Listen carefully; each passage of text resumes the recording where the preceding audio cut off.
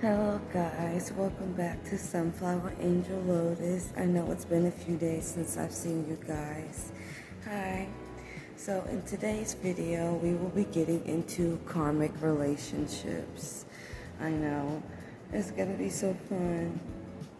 Okay, so when we think about karmic relationships, what is the first thing that comes to your mind? Well, the first thing that comes to my mind is like a bad person or a person that influences your life in a negative way mostly. They are not necessarily bad people, but they are people that are meant to heal and trigger when they come into your life, or if they have already been a part of your soul's unit, I guess you could say. They're already incorporated into your life. Karmic relationships are meant to be broken. The cycle is meant to be broken. A karmic relationship can also keep you held back if you let it. A karmic relationship can also hinder your growth. That's what their original agenda is, but the second agenda is for you to defeat it, overcome it, recognize the cycles and the pattern and the relationship at hand, whether it's healthy or not. And that's usually when you figure out whether that person is a karmic or just a regular individual or a soulmate or, just a good person. So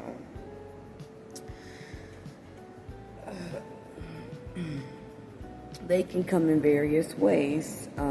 Karmic relationships can come as family members. They can come as friends.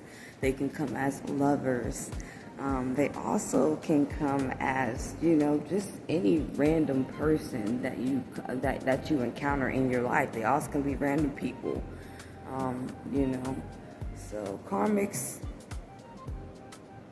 they're not everyone, but they are most people that you encounter. Karmic relationships can also be very damaging to the mind and mental health. So while navigating and realizing and acknowledging those, brutal, harsh connections that are meant to teach you very big, monumental, I hate to say it, painful lessons, is always the case. Personally, in my life, most people that I've encountered have been karmics. My family members, past friends throughout high school, lovers have been like karmics of mine, hugely karmics. Like I've learned a lot through lovers that were karmics on my spiritual awakening. So, I've learned mostly through individuals of humanity, and the divine has given me lessons through people, which I think is the most impactful. Well, the most impactful way to learn. So, karmic connections are meant to trigger you. They're meant to, they're meant to get those bad thoughts rolling so that you can get those bad thoughts out of you. And just be careful. And not every time that you think bad thoughts are they yours, or, do you keep, going down the same rabbit hole. Change it up. Stay neutral. I know that's easier said than done. Most karmic relationships are not meant to last. So, yes, get out your bad thoughts, get out all the bad juju, make the realization, take it into account that this is not meant to be taken personally. Get out the fantasy land, realize the lessons at hand, and, really take your healing seriously and, move forward in the connection after the healing and the acknowledgement and the reflection is done. But in most cases, they don't stay. Most karmic relationships, the other party, let's just say, as an example, most relationships, most soulmates don't either evolve with you to the same level in most cases, they either end up usually not elevating, they stay stuck, and they usually end up facing karma afterwards for not elevating. And while the other party is elevating and gets the rewards of the other parties because they chose to elevate. So that's a good example of, in most cases, of a twin flame or a soulmate connection. The other party usually doesn't elevate until later on or never at all. Yes, so let's move on to the next thing. Key, because I mean that can get like really crazy, and you know, like I said, I was watching this tarot reader like a few years back, and she was going over something about like an X paradigm and a Y paradigm. And most people, they don't get that Y paradigm. They stay with the X paradigm. They don't overcome that karmic. And ever since I've watched that video, I mean, that lady was a part of my soul child. I was led to her YouTube channel, but I haven't seen her since then. But, I mean, she was a black lady anyway. But, yes, most people do not make it to their Y paradigm in life, or people get trapped up. Most people get trapped up in their karmic, in the X paradigm, instead of actually overcoming it, defeating it, and actually reaching the level of their Y paradigm. So, I don't know, ever since, like I said, I watched that video a few years back, it was around the time that I was homeless, and I was learning so much about spirituality, and she was helping me on my journey, you know, keeping me from not being as lost, and helping me, you know, open up my intuition more and listen to it more, and, you know, just seeking guidance from the divine. So that lady was just very impactful, and I never forgot that video of the XY paradigms and the soulmates that she was going over in the video and explaining, you know, all of that good stuff. So karmic relationships usually feel like you've met them in a past life, or like you've known them forever. And what they're here to teach you is your self-worth. They're here to teach you boundaries. They're here to teach you basically self-worth. When it comes to karmic relationships, they're all about self-reflection, self-worth, you making yourself a better person, you seeing yourself in a better light. Each karmic relationship does have different lessons, or does have a different set of lessons to learn. So like, for example, I have karmic family members, hate to say that. They're meant to teach me self-worth and boundaries, and making sure that I overcome that, and that I acknowledge that as example, I can't always spend money on them. I can't always please them. I can't always put food on the table for them, you know, because I take care of myself. We're all grown here.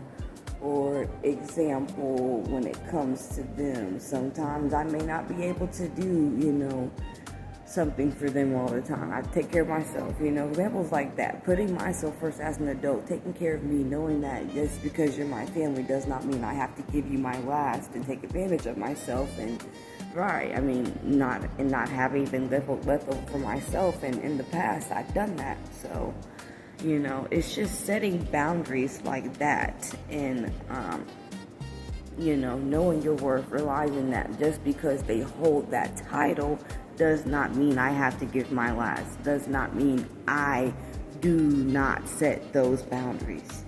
And sometimes God will put people in our lives, such as family members, because, you know, I hate to say it, most people in society have a hard time, and they've been raised to go by this strict code that no matter what, you're my family, so I gotta do everything. I gotta do my last. I gotta give you my last. I gotta do everything. I got to always be at the forefront.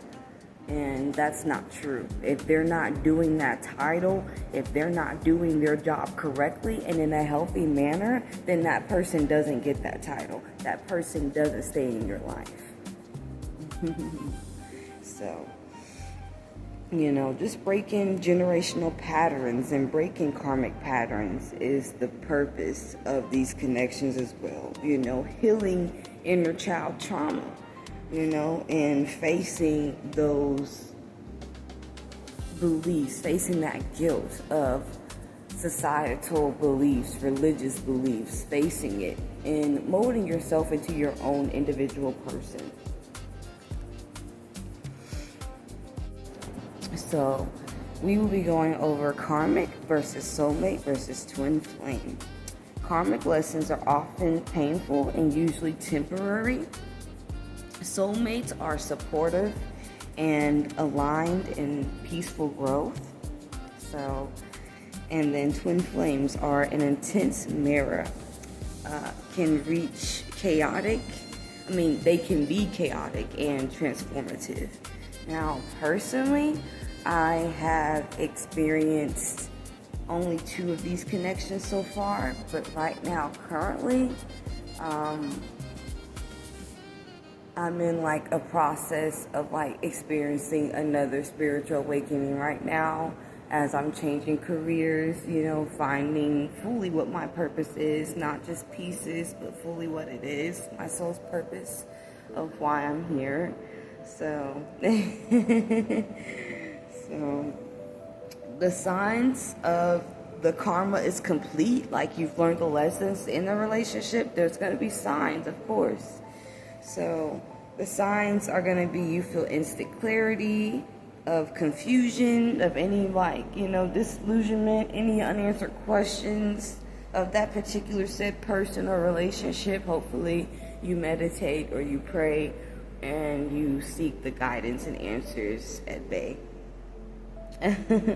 Emotional changes. You no longer feel called or pushed to please them or to be at their side or to go back. You don't feel that string of attachment or possible codependency. So when it comes to that can be honestly very tough to go through when you have codependency issues, or your parents were not there, so that also can create codependency issues. What else? I feel like with the string of attachment, when it comes to not feeling called to attach yourself to them, is a really huge sign that you've broken codependency, that you've broken that contract. It's no longer sacred if you've had to take a lot of time and space. In my opinion, it's broken. It's not the same. So and how to release those is through meditation, through healing, through time and space, and realizing that that person is no longer a part of my life. Making that mental space, that mental note, and really mentally preparing yourself is a way that I release and prep myself to heal. And just having those powerful talks with God. Let's see.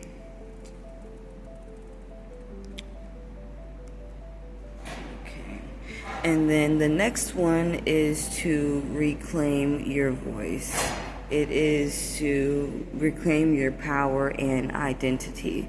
So when it comes to reclaiming your power and identity,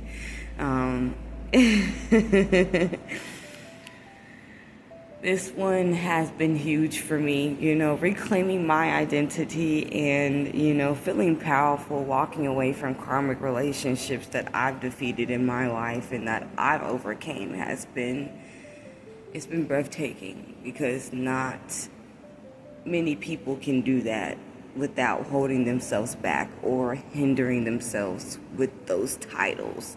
This is my brother, this is my sister, this is my mom, this is my friend, this is my best friend, oh my gosh.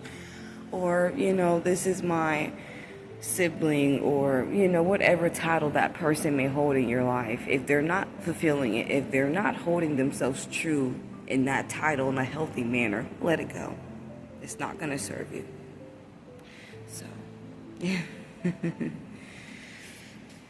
So, just having that power and regaining your control, leaving those relationships, doing that cord cutting is going to also release you and help you regain your identity, your power, your willpower, and definitely your motivation. Once you realize what this person is, who they serve, and what purpose is this whole entire connection.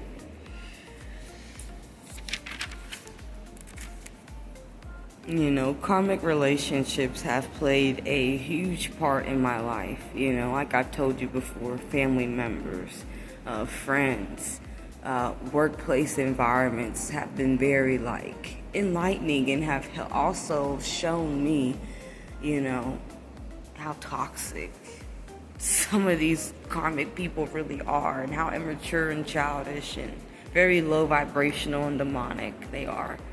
So when it comes to karmic relationships, I have firsthand, I feel like half people, if not most people, have firsthand of what a karmic is and how to navigate them, really how to, protect yourself and learn the lessons at hand while, encountering these people that, they're not always bad or evil, but sometimes they're just, ordinary people that are just meant to teach you a lesson. And you have to be able to realize that and see the patterns and break the cycle. So, I love you guys. Thank you so much. And I have missed you. I will catch you guys on the next video. And good morning. Ciao.